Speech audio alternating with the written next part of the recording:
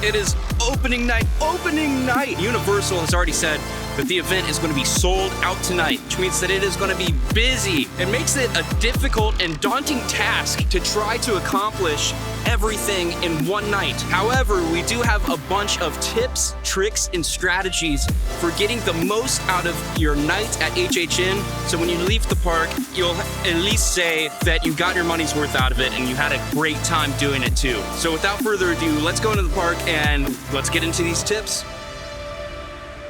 So our first tip is actually going to be before you even get to the park. It's going to be deciding which day works best for you, because as popular as Halloween Horror Nights is, it doesn't operate every single day, and each day has a different operating hour in terms of when it opens and closes.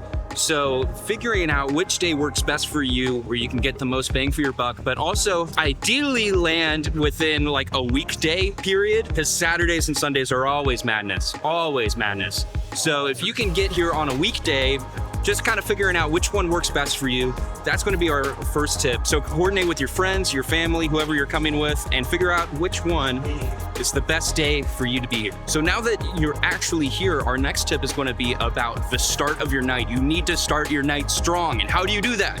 Well, of course, my personal tip and recommendation would be finding a way to do Stay and Scream. So Stay and Scream is open to people who are in the park during the day hours before they close for Halloween Horror Nights. And the benefit of doing Stay and Scream is that those select areas will open up into a house prior to the event opening, maybe about 10 minutes or so. Right about the same time that they do the opening ceremonies out front, they'll open up those Stay and Scream areas. And that means that you will be the first people to get to those houses, which means there won't be any wait. So if you can do Stay and Scream, I highly recommend that, and choose a house that is going to be super popular or a really long line. That way you can knock that one out first. However, if you can't do Stay and Scream, then obviously just get here as early as possible. I'm currently standing right outside the gates, and while it is opening night, so it might be a little different, but it's 3 hours before the event actually starts, and people are already sitting outside the gates waiting for HHN to start. So if you're going to get here early, try to get here at bare minimum an hour before the event starts, but the earlier you can get here, the better. Trust me. One extra bonus tip about Stay and Scream, though, is that every year they're always updating, making improvements to this process. So it's going to be important to look up the specific information. Not all houses open up at the same exact time. So you want to choose a house that opens up the earliest to be able to maximize your Stay and Scream. So sometimes it'll be a balancing act between the most popular house and the house that lets in earliest, and that just changes up every year. So be sure to check out the specific details of Stay and Scream, because some years you can get lucky with the timing and even knock out multiple houses before the event even opens. So now that the event has officially started, our next tip is going to be to head straight to the back of the park. Don't pay attention to what any of the wait times say. Trust me on this one. Just head straight to the back of the park. Hopefully with Stay and Scream, you're able to knock out at least 2 houses. But either way, if you did Stay and Scream or not, the first step you need to do now that the event is open, head straight to the back. Wait times there are always going to be the lowest because people go for the first thing that they see. So it'll be dead in the back, but super crazy in the front. So if you go all the way to the back, you'll be able to knock out a few houses before the crowds catch up.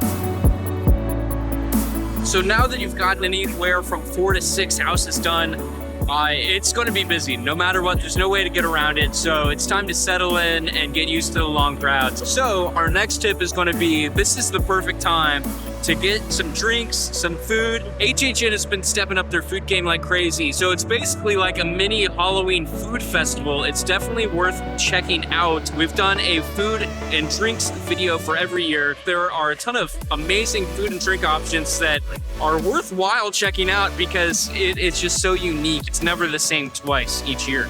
So definitely check that out. They also have a whole bunch of entertainment, whether it is the Nightmare Fuel show that's going on this year or the Lagoon show, which changes up every year. So definitely check those out around the middle of the event where it's going to be busy no matter what. Of course, during this time, be sure to keep an eye on the wait times, because if something does go down, every now and then you'll have a house that just randomly drops in times. If that does happen, hurry over to that house, get it done when you can.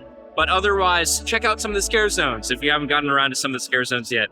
So that's going to be our next tip for right in the middle of the night when it's there's no way around it. It's just going to be busy. So now hopefully you've completed all the houses in the back, the majority of the houses in the middle, if not all of them. You've seen the scare zones, you've watched some of the entertainment, you've had some food, you've had some drinks. At this point, right now, for me at least, it is 1:15 midnight.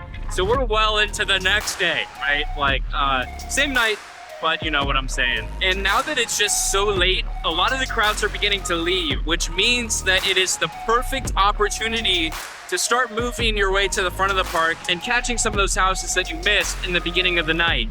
So that's exactly what we're gonna do. One of the houses that's right at the front is at a 5-minute wait right now. And the last time I checked the wait time of that house, it was at a 65-minute wait. So now it's dropped to 5 minutes. So let's hit that one up right now. It went up to 15 minutes on the way over here, but still. Yeah, 15 minutes is a joke. This is probably more like an accurate 5. So hey, still 5 minutes, look at that. Again, just going to reiterate, I only waited 5 minutes for that, and we've got this next house over here, and there's like almost no one in this cattle bank queue. That's going to be like a 5-minute wait. In just the last 2 hours of the event, I was able to complete about 5 or 6 houses. I honestly lost count because I was just going back to back to back. I ended up getting the rest of the houses, and I was even able to double back and get a few houses twice. That is how much you can get crammed into the last 2 hours of the event. So if you're able to stay to the very end, it will be worth your while because wow, you can clear so many houses in just those last 2 hours. But with that being said, like that puts the debate to rest. The busiest year I've ever seen, and the question of can you still get it all done in one night? Well, you know, I would be lying if I said that it would be easy, because it was not. It's a very difficult challenge for sure. It takes a lot of energy, and it requires you to do 2 things.